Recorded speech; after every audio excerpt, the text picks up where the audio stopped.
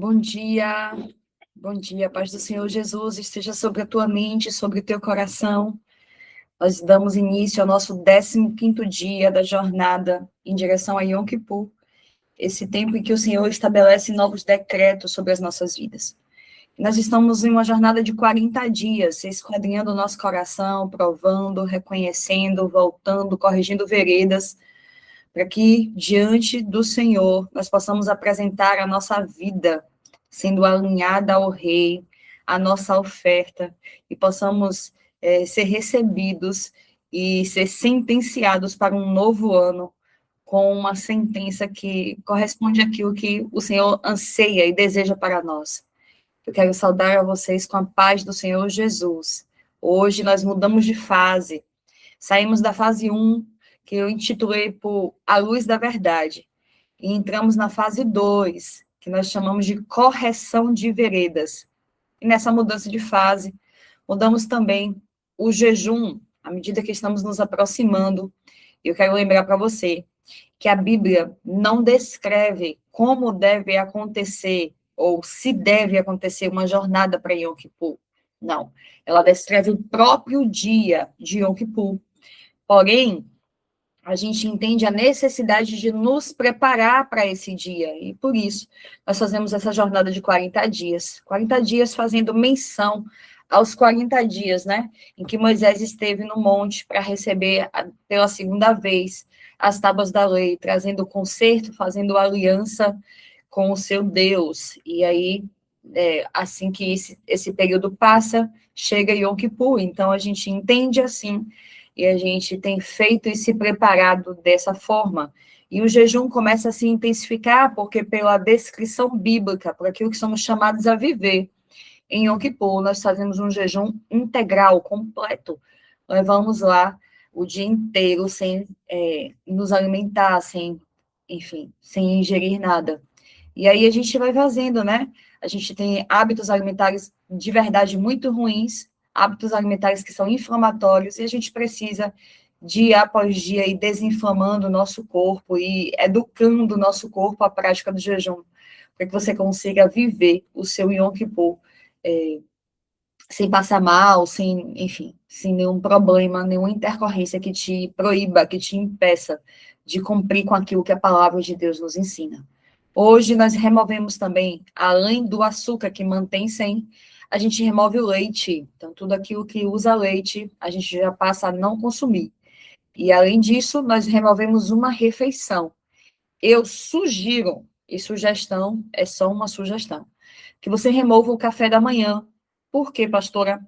Porque daqui a 15 dias, quando nós entramos para a fase 3, você vai remover uma segunda refeição. Você vai passar a fazer uma única refeição por dia.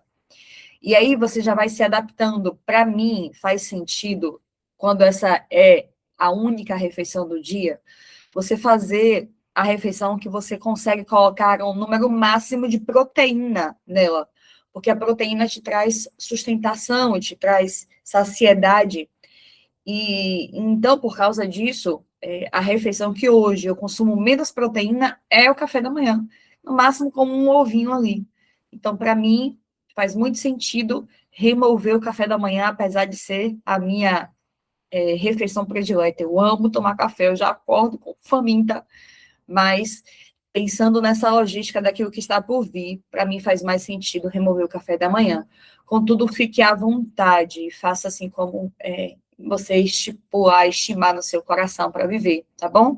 Quero lembrar que na live que nós fizemos a respeito de jejum, a Nutri, a Axa Almeida, ela nos deu uma projeção, né, de refeição, ela nos deu uma sugestão, um cardápio sugestivo para que o seu corpo possa ficar bem durante esse período, tá? Tá no grupo, você pode consultar lá, se você assim achar necessário. Vamos lá, provemos os nossos caminhos, examinemos os nossos caminhos, provemos e voltemos para o nosso Deus. É o tema dessa jornada de 40 dias para Yom Kippur. Ele está em Lamentações 3, versículo 40. E na fase 2, correção de veredas. Hoje, no 15º dia, a gente vai falar sobre corrigindo a vereda do perdão. A libertação começa quando eu decido liberar. Mateus, capítulo 3, versículo 8, é o texto-chave de hoje. E ele diz assim: produzir, pois, frutos dignos de arrependimento. Se você tem caderno da jornada, se você faz anotações enquanto assiste esse tempo, anota aí. Produzir, pois, frutos dignos de arrependimento. O arrependimento precisa produzir fruto. Arrependimento não é um sentimento no seu coração. Ele vai reverberar nas atitudes da sua vida. Vamos lá, tem 3 textos que a gente vai fazer leitura hoje para nos ajudar com isso. O primeiro está em Mateus capítulo 5, versículo 23 e 24.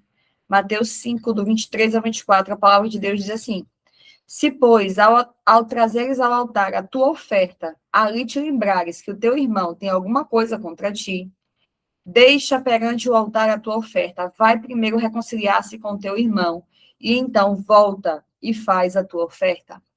Uau, que forte isso, né? O Senhor dizendo, você quer apresentar uma oferta diante do altar dele. Se você tem algo contra o teu irmão, ou você sabe que o teu irmão, na verdade, tem algo contra você, não oferte não, ela não vai ser recebida, vai lá, conserta primeiro aquilo que está pendente com o teu irmão, depois volta aí a oferta ao Senhor. Vamos lá, a gente vai falar sobre isso daqui a pouquinho. Efésios capítulo 4, versículo 31 e 32, eu já deixei pré-aberto aqui para a gente agilizar. O texto diz assim: longe de vós toda amargura e cólera e ira e gritaria e blasfêmia, e bem assim toda malícia. Antes, sede uns para com os outros benignos, compassivos, perdoando-vos uns aos outros, como também Deus em Cristo vos perdoou. Amém. Vamos lá.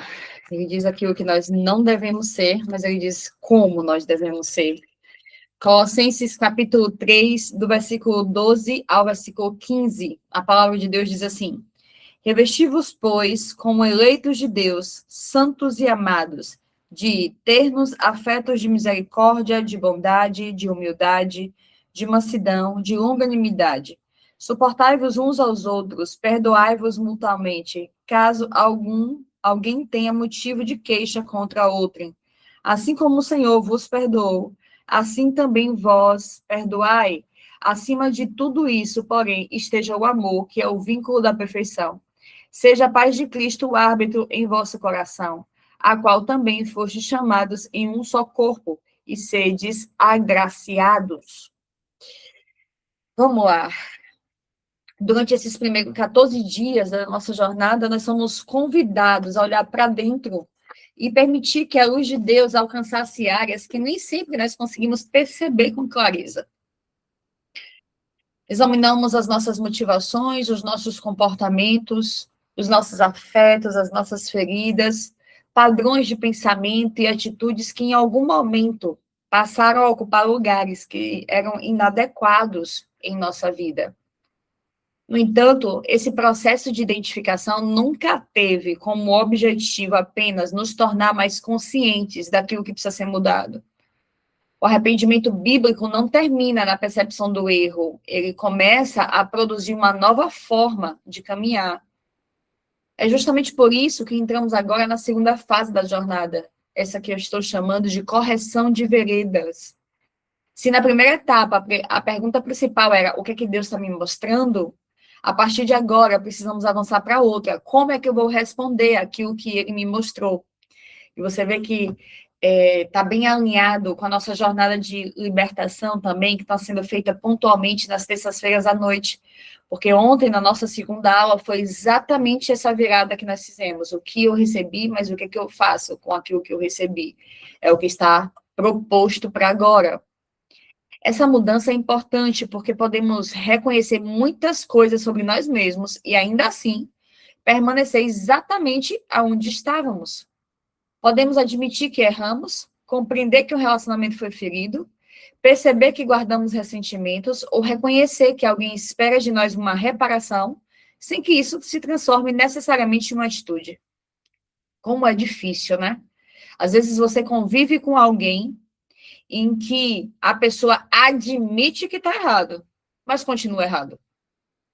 Admite que precisa mudar, mas segue sem fazer nenhuma mudança. Como é difícil, né? É como se a gente ficasse desacreditado na pessoa, porque enquanto ela não sabe, você tem expectativa de que ela possa ver e reconhecer, mas depois que ela já sabe, já reconhece, ela não demonstra nenhuma atitude, nenhum movimento de quem deseja mudança, aí fica difícil, né? A correção de veredas começa quando aquilo que foi percebido no coração passa a interferir na maneira como nós escolhemos agir. Por isso, nós iniciamos essa fase retomando o tema do perdão. Ele apareceu no encerramento da primeira etapa, porque nós precisávamos identificar as feridas, os ressentimentos, os desejos de vingança que ainda permaneciam ativos em nós. Agora, porém, nós precisamos dar mais um passo. Não basta reconhecer que eu preciso perdoar. É necessário começar a aprender como essa decisão se manifesta na prática. Esse ponto vai exigir de nós maturidade, porque perdão não é simplesmente uma emoção espontânea. Há situações em que nós desejamos perdoar e ainda assim a gente sente dor, raiva, frustração. Esperar que todos esses sentimentos desapareçam antes de tomar qualquer decisão pode nos manter presos durante anos. E em muitos casos, a decisão de perdoar acontece antes que o coração esteja completamente reorganizado emocionalmente. Eu costumo dizer o seguinte: quando eu tomo uma decisão que estará alinhada com o princípio eterno, eu recebo do céu a cura da minha alma, eu recebo do céu, sabe, uma provisão da minha alma para que eu consiga ficar bem depois. Isso não significa fingir que nós estamos bem. Também não significa pressionar pessoas feridas a dizerem rapidamente que já perdoaram, quando ainda precisam de tempo para compreender o que aconteceu. O perdão não precisa ser uma negação da dor. Ele pode começar justamente com uma oração sincera, em que reconhecemos que ainda estamos feridos, mas decidimos que não vamos alimentar vingança, nem permanecer presos a essa dívida emocional. Em Mateus 5, Jesus fala sobre alguém que está levando sua oferta ao altar. E naquele momento, se lembra de que seu irmão tem alguma coisa contra ele. A orientação de Jesus é que procure primeiro tratar aquela relação e depois volte para apresentar a sua oferta. E aqui eu quero fazer um adendo que talvez você não tenha clareza a respeito do que é que significa ofertar. E não dá para eu te explicar de forma profunda, mas dá para te trazer a ideia, o princípio da oferta. Quando você apresenta uma oferta diante do altar do Senhor, na verdade, você leva com isso a sua iniquidade para ser consumida pelo fogo.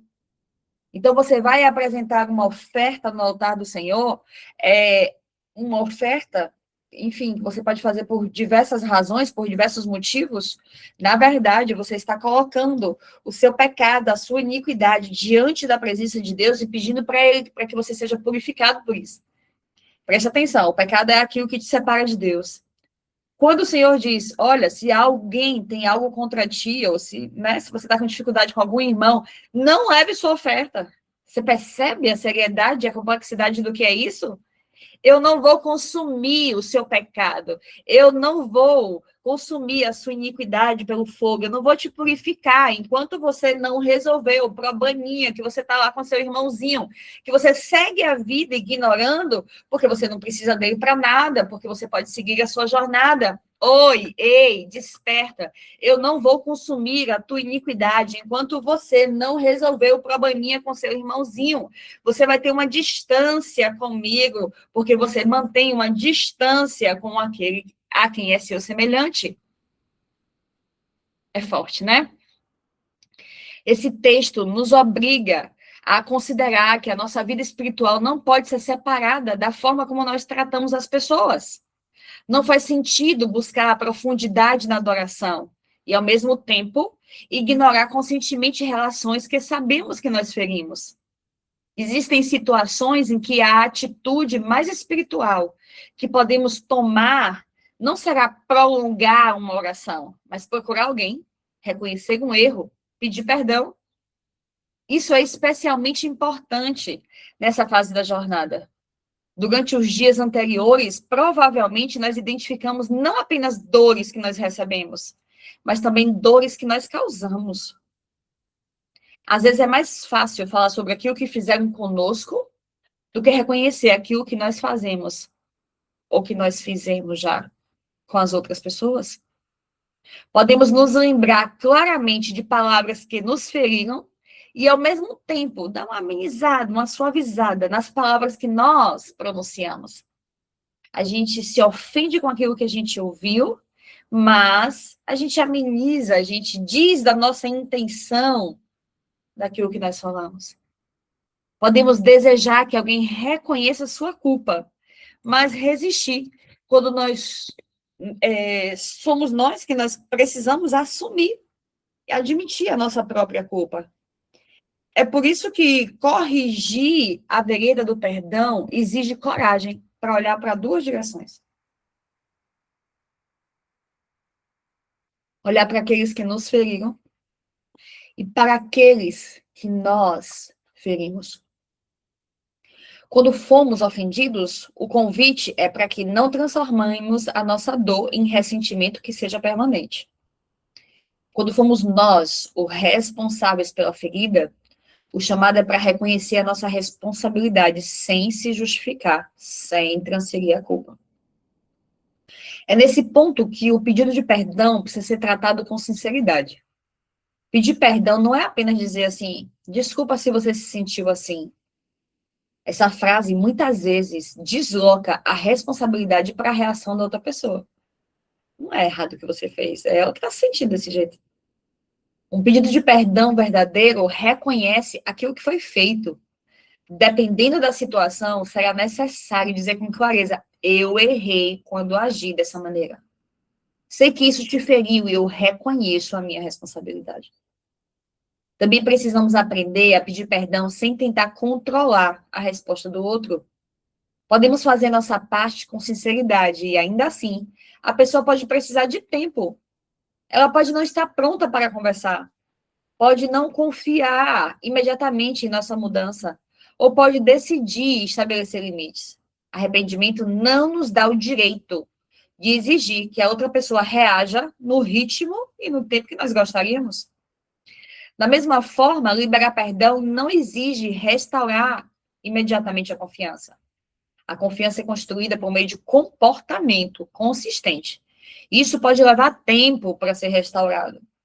Algumas relações conseguirão passar por esse processo, outras talvez permaneçam com novos limites. Não volte mais a ser o que era antes.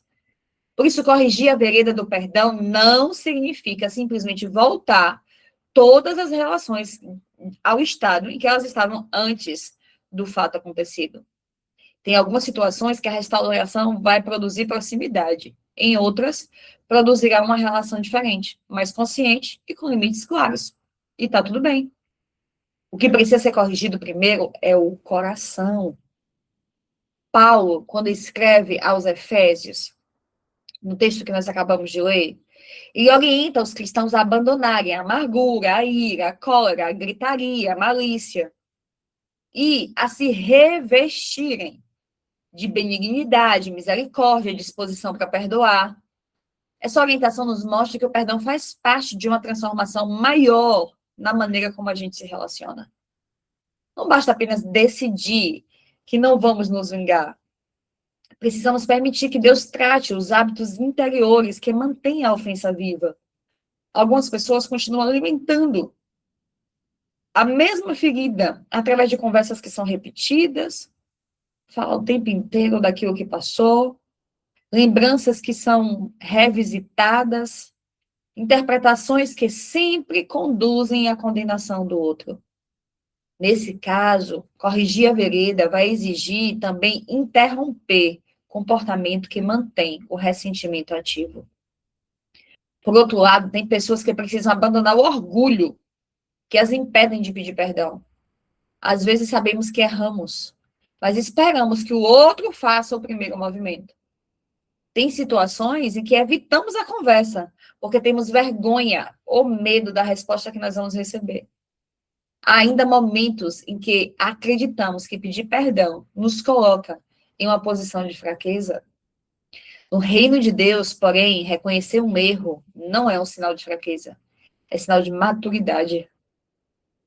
Quem precisa sustentar continuamente a própria imagem tem dificuldade de admitir falhas. Quem está seguro em Deus pode reconhecer quando errou, porque compreende que a sua identidade não depende de sempre estar certo. Ó céus! Talvez hoje o Espírito Santo esteja trazendo à sua memória uma pessoa específica. Pode ser alguém que você precisa perdoar ou alguém que você precisa pedir perdão. Talvez exista uma conversa que vem sendo adiada há muito tempo, ou uma relação que não precisa necessariamente ser restaurada à antiga proximidade, mas que precisa deixar de ser governada pelo seu orgulho, pelo seu ressentimento, pelo seu silêncio. Não transforme esse momento em pressão. Algumas situações exigem sabedoria, segurança e tempo. Se houver histórico de violência, de abuso, de manipulação, não procure alguém de maneira impulsiva apenas para cumprir com o exercício que você está fazendo. Não. Nesses casos, a correção de veredas pode começar na oração, no estabelecimento de limites e na busca de uma orientação adequada. Mas se existe algo que já está claro e é seguro, talvez o passo necessário seja mais simples do que o que você imagina. Assumir responsabilidade, iniciar uma conversa, ou parar de esperar o que o outro faça primeiro aquilo que você também precisa fazer. E isso que significa começar a produzir frutos dignos de arrependimento. O arrependimento deixa de ser apenas uma percepção interior e começa a gerar atitudes compatíveis com aquilo que Deus está nos tratando.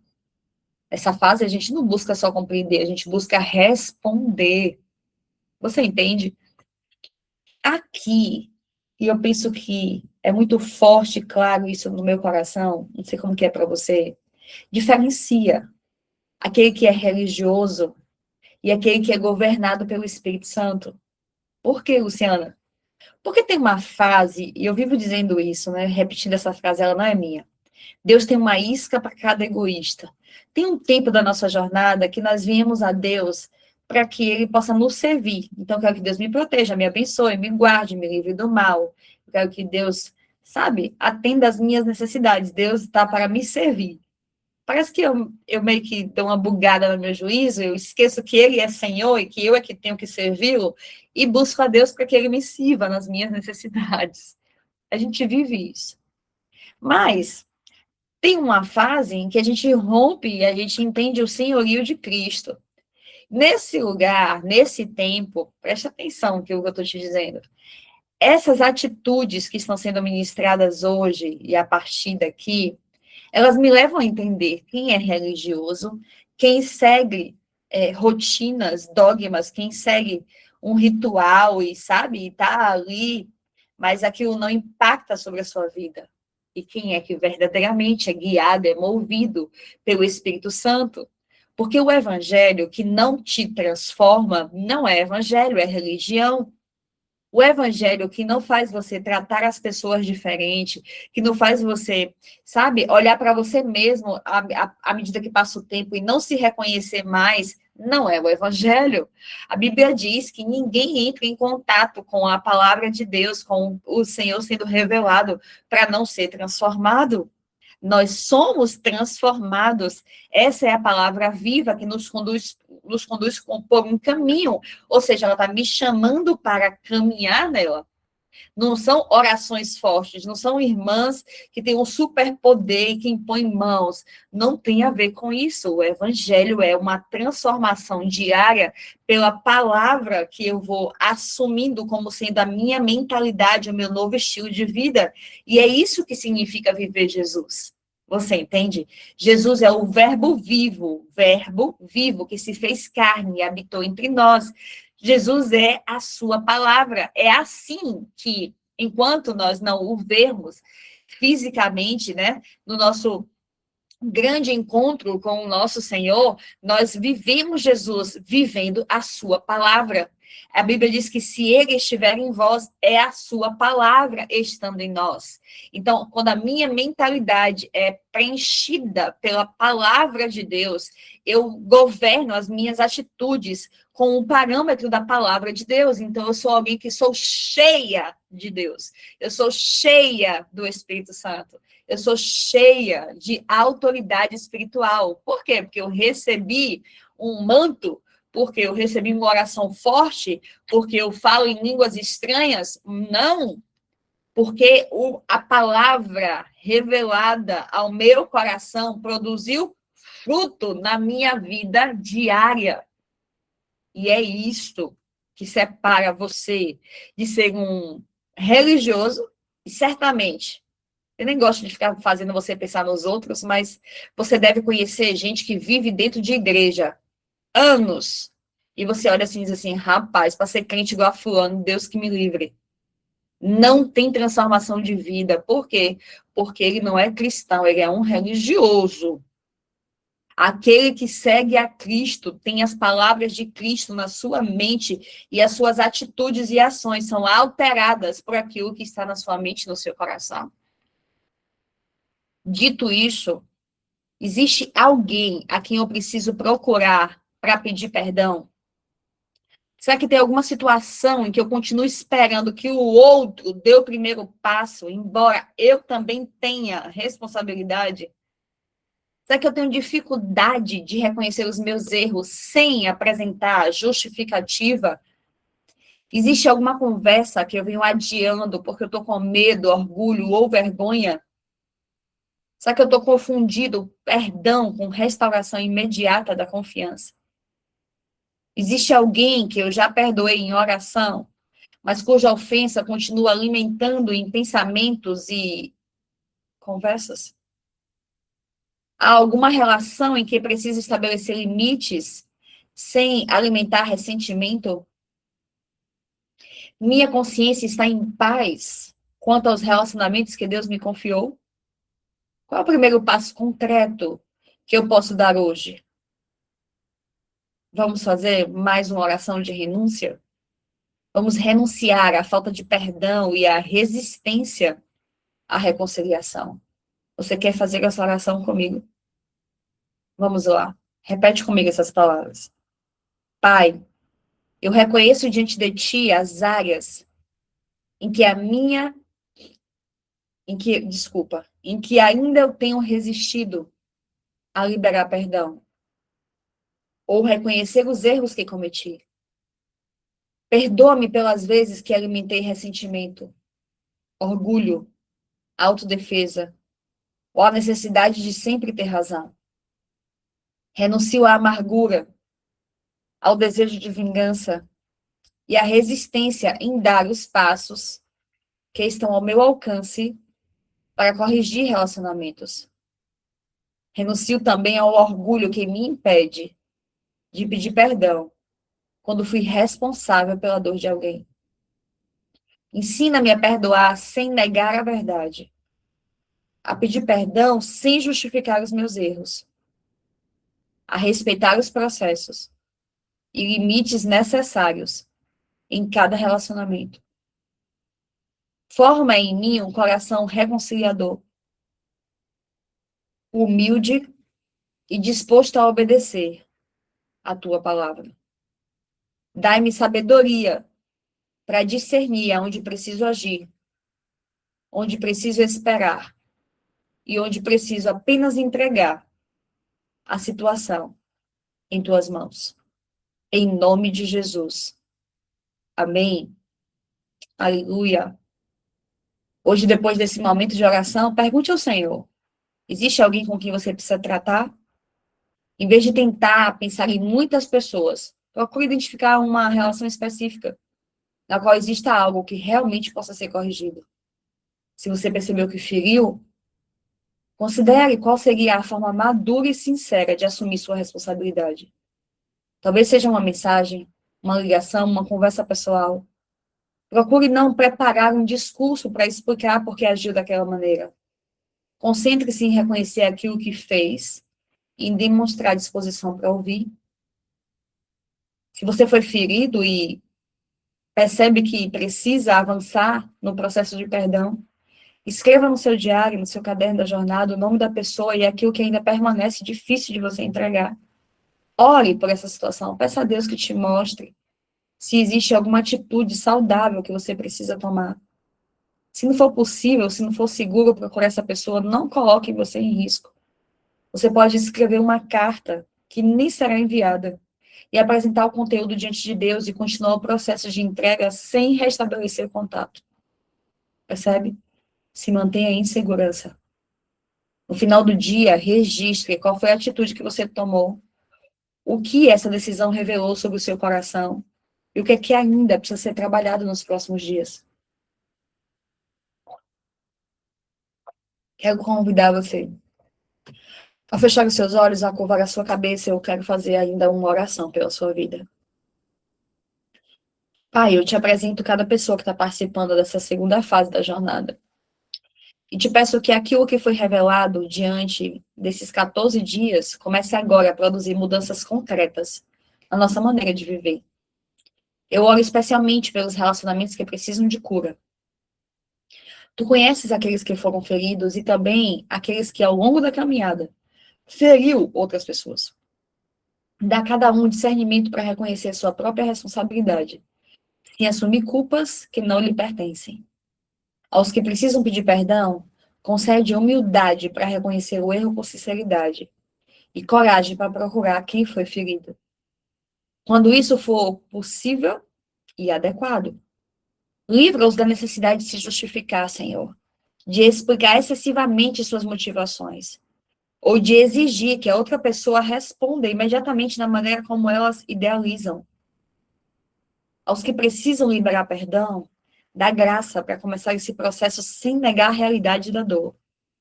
Onde ainda existe ressentimento, ajuda-o a reconhecer aquilo que continua alimentando.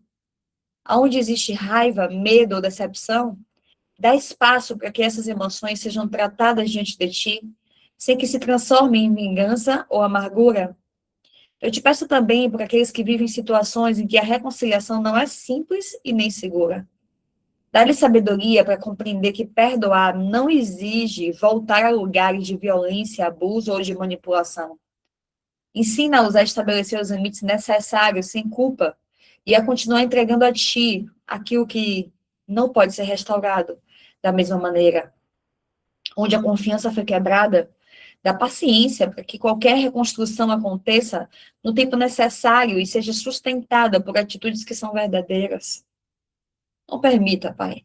Não permita que ninguém use a linguagem do perdão para pressionar outra pessoa a estabelecer rapidamente uma intimidade que ainda precisa ser reconstruída. Respeito pelos processos de cada um. Senhor, ajuda-nos a compreender que corrigir veredas é assumir com responsabilidade aquilo que está ao nosso alcance. Que não permaneçamos esperando que todos os outros mudem antes de dar o passo que nos cabe. Que essa segunda fase nos conduza ao arrependimento que produz atitude, reparação possível, conversas sinceras, mudanças que são duradouras. Forma em nós um coração menos preocupado em provar que está certo e mais disposto a viver de maneira coerente com a graça que nós já recebemos. Conduz cada pessoa com sabedoria nesse processo e ensina-nos a participar da restauração sem tentar controlar os resultados. É assim que eu oro e te apresento essas vidas hoje. Em nome de Jesus. Amém. Amém, amém, amém. Louvado seja o nome do nosso Deus. Quero te encorajar, meu irmão, minha irmã. Quanto mais você pratica a verdade da palavra na tua vida, mais proximidade, mais intimidade você tem com o Senhor. Isso muda a tua trajetória de vida. Isso muda os teus sentimentos, isso cura a tua alma, isso alumia os teus passos, isso te faz crescer, isso te faz acessar coisas que a tua força não dá conta de acessar. Isso te leva para lugares que você jamais imaginou estar. E são atitudes simples, sabe? São coisas pequenas. É como se você precisasse apenas dar o passo naquilo que está sendo revelado para você. Talvez você esteja aqui e você tenha problemas que são gigantescos, e você está querendo soluções para os seus problemas que são gigantescos. Mas a partir do momento em que você ouve a palavra e você se inclina à obediência dessa palavra simples, que não tem nem nada a ver com realmente o foco do seu problema, você está em temor, obedecendo a Deus nas pequenas coisas, nas grandes coisas, ele começa a agir. Você começa a contar com o favor, com a graça, com a bondade de Deus em outras tantas coisas, porque você está sendo fiel no pouco que está sendo revelado para você, e no muito você é colocado. Você entende? É assim que a gente cresce na comunhão, no discernimento, na revelação de Deus sobre as nossas vidas. Deus te abençoe, que te dê um dia de paz na sua doce presença. Fique atento aí às alterações do jejum. Amanhã, às 6 horas da manhã, nós temos um encontro marcado mais uma vez aqui. Deus te abençoe.